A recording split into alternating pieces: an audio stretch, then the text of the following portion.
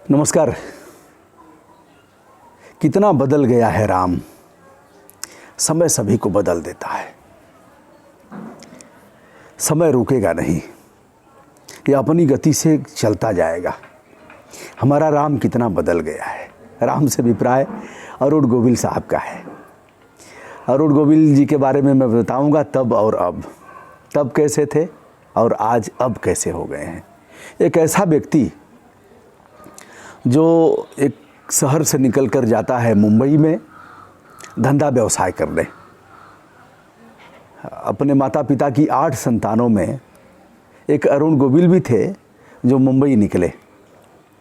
मैं बताता हूँ किस तरह से सामान्य व्यक्ति बड़ी ऊंचाइयों को छू लेता है और कभी कभी वह आराध्य हो जाता है, श्रद्धा का पात्र हो जाता है।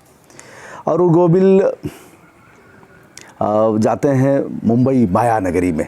बहुत से लोग जाते हैं अपने भाग्य की आजमाइश करने और कर्म की प्रधानता को अपने ढंग से वहाँ प्रस्फुटित करने। उसी में अरुण गोविल साहब भी थे।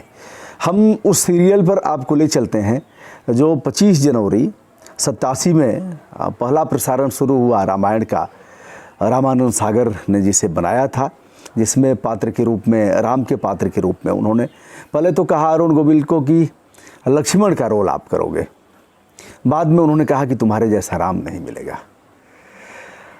अरुण गोविल ने बखूबी राम की भूमिका निभाई और आदर्श पक्ष के रूप में उन्हें लोग देखते थे। जहाँ देखते थे पैर छूते थे और संपूर्ण आदर भाव लोगों का उनके लिए होता था।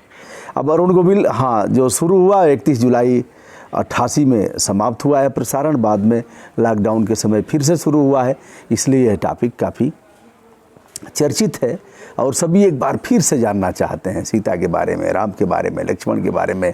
हनुमान जी अब नहीं रहे, दारा सिंह, सुग्रीव भी नहीं रहे, अभी जल्द में ही उनका देहावसान हुआ है। अनेकानेक पात्रों के बारे में लोग जानना चाहते हैं, क्या इनकी भूमिका रही है, किस तरह से इनका चयन हुआ।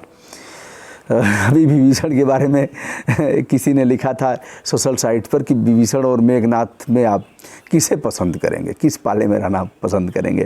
तो अधिकांश लोगों ने कहा हम तो मेघनाथ के पाले में रहेंगे। विभीषण ने तो बड़ा काम किया, लेकिन घर से क्या कोई भेद छुपाए, घर का भेदी लंका ढाए। विभीषण कोई अपने बेटे का नाम भी नहीं रखता, रावण भी कोई नहीं रखता, कोई नहीं रखेगा।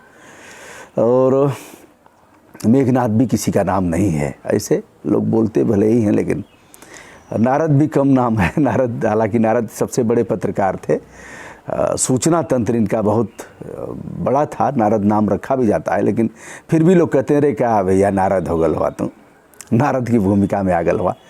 तो दोस्तों, यह चले थे मुंबई के लिए। अरुण गोविल साहब राजा विक्रमादित्य के किरदार को निभाया था इन्होंने। और हिम्मत वाला, दिल वाला, सावन को आने दो, सांच को आँच नहीं, ऐसे तमाम फिल्मों में उन्होंने अभिनय किया था।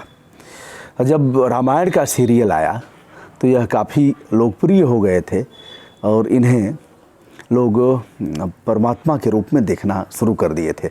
आज अरुण गोविल साहब भी अपना एक चैनल बनाए हैं जिसमें वह लगातार बता रहे हैं लोगों को, राम की मर्यादा के बारे में बता रहे हैं और रामायण के बारे में भी बता रहे हैं और उन प्रसंगों को भी बता रहे हैं।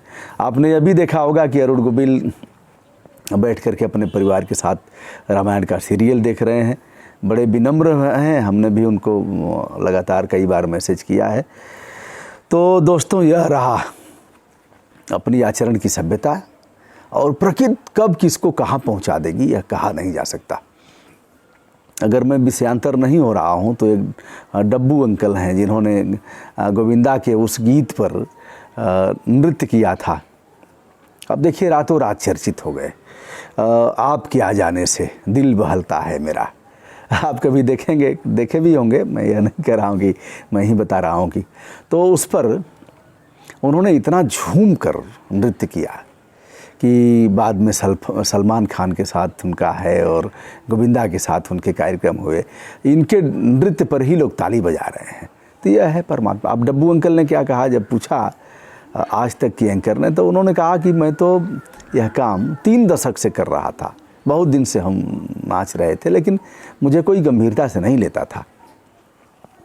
अब एक दिन किसी रिश्तेदार की शादी में गए थे। लोगों ने कहा अरे मास्टर साहब को बुलाइए। मास्टर साहब एक विदिशा में एक विद्यालय में वो असिस्टेंट प्रोफेसर है। मैं नहीं जानता वह विद्यालय एडेड है कि नॉन एडेड है।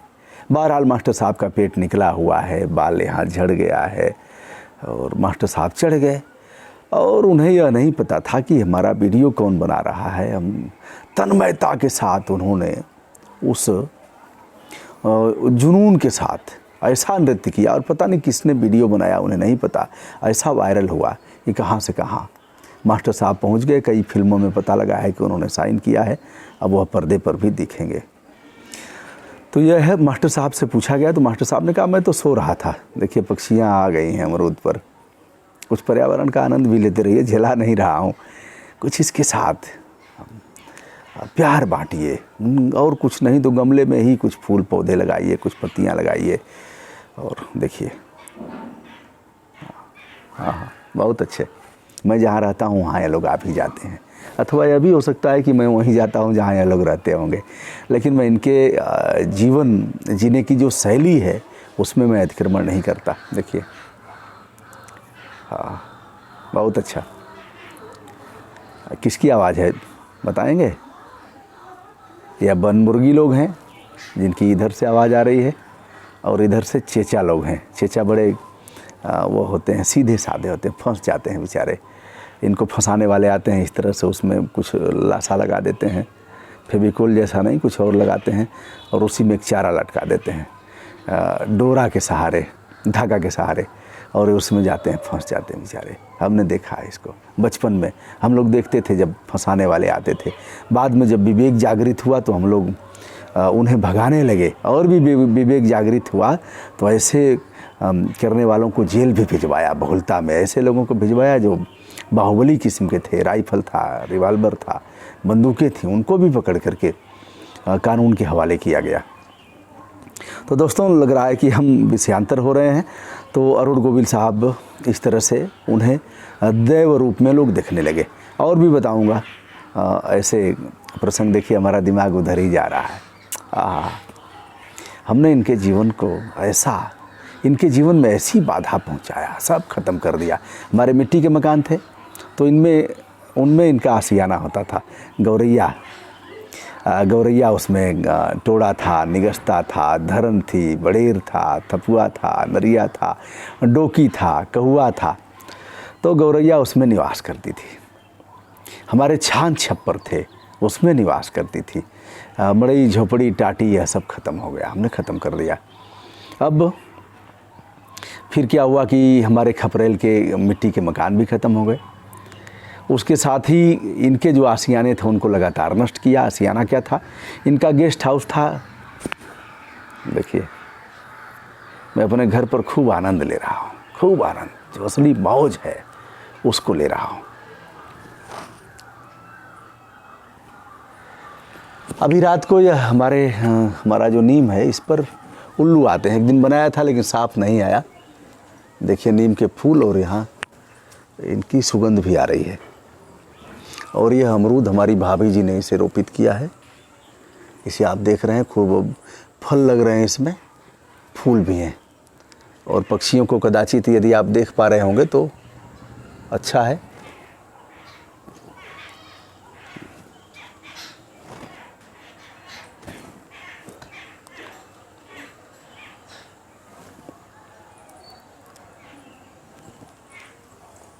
छत पर बैठकर कुछ आनंद लेता हूँ, कुछ पढ़ाई लिखाई करता हूँ और इसी पर टहल भी लेता हूँ।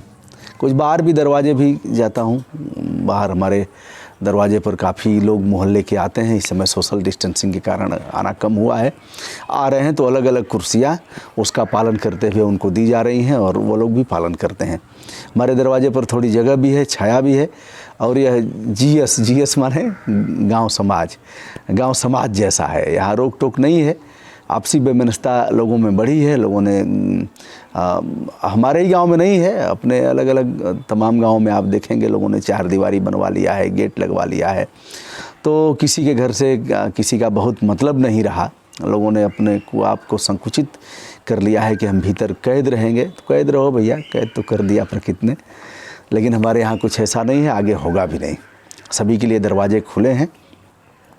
तो आज के दिन हमारा यह प्रसंग रहा, अरे पगले समय बड़ा बलवान। मनोहर हमारे यहाँ सुर संग्राम के उपविजेता रहे हैं, गीत गाते हैं, अरे पगले समय बड़ा बलवान। तो राम जी के साथ भी समय ने दिखा दिया, राम जी अब कैसे, तब कैसे थे, अब कैसे लग रहे हैं, और आप भी तब कैसे थे। देखिए कुछ और सुनिए।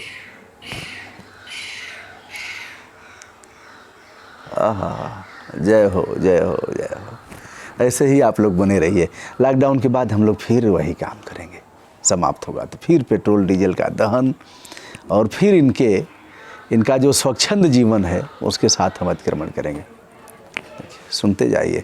उधर हमारा बांस है, बांस के झुरमुट हैं, और इधर पीपल पाकड़ बरगद है, नीम है, अमरूद है, नींबू है। नींबू में वह पक्षियों ने, उन्होंने अपना घोंसला बनाया है जो बुनकर प्रजाति के बया पक्षी हैं, उन लोगों ने लगाया है। और ऐसे ही है, पपीता है, आकर के लोग खाते हैं, रात को भी खाते हैं। रात को गादुल आते हैं, गादुल वह खाते हैं, और दिन में और लोग भी खाते हैं, कौआ से लेकर के, और सबका है, सबके लिए है, ऐसा नहीं है कि केवल, और अकेले खाएंगे तो दंड भुगतेंगे ही। विनम्र भाव से ब्रजभूषण दुबे का सभी आत्मीय दोस्तों को जो वैश्विक रूप से जुड़े हुए हैं, हमारा प्रणाम, हमारा यथोचित नमस्कार उन सभी तक पहुँचे। अच्छा लग रहा होगा ना।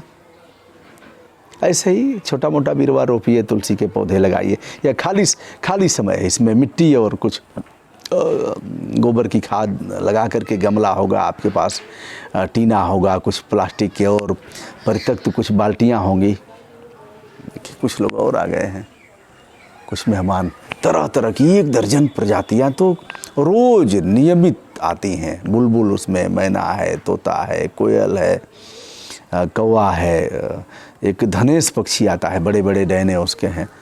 तो सभी का वेलकम है। और यहाँ जानते हैं कि यहाँ कोई बोलेगा नहीं, पानी भी रखा गया है, उसको भी पीते हैं लोग, और यहाँ खूब आनंदपूर्वक विचरण करते हैं। अब गेस्ट हाउस तैयार कर दिया गया है, पीपल पाकड़ बरगद क्या। चलिए बहुत झेला नहीं रहा हूँ, नमस्कार।